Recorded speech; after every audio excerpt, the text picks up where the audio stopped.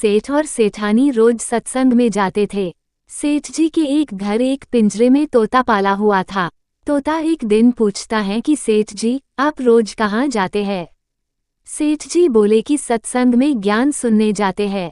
तोता कहता है, सेठ जी संत महात्मा से एक बात पूछना कि मैं आज़ाद कब होऊंगा। सेठ जी सत्संग खत्म होने के बाद संत से पूछते हैं कि महाराज, हमारे घर जो तोता है उसने पूछा है कि वो आज़ाद कब होगा। संत जी ऐसा सुनते ही बेहोश होकर गिर जाते हैं। सेठ जी संत की हालत देखकर चुपचाप वहां से निकल जाते हैं। घर आते ही तोता सेठ जी से पूछता है कि सेठ जी संत ने क्या कहा। सेठ जी कहते हैं कि तेरे किस्मत ही खराब है जो तेरी आज़ादी का पूछते ही वो बेहोश हो गए।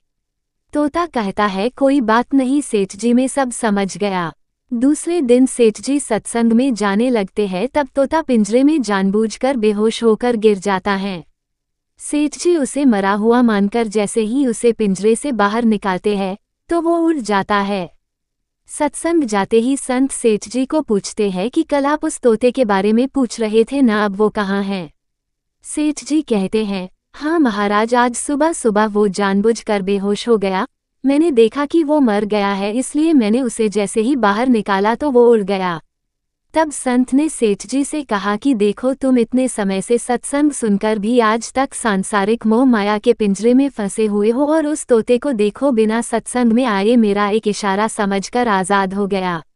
दोस्तों, इस कहानी से तात्पर्य ये है कि हम सत्संग में तो जाते हैं, ज्ञान की बातें करते हैं या सुनते भी हैं, पर हमारा मन हमेशा सांसारिक बातों में ही उलझा रहता है।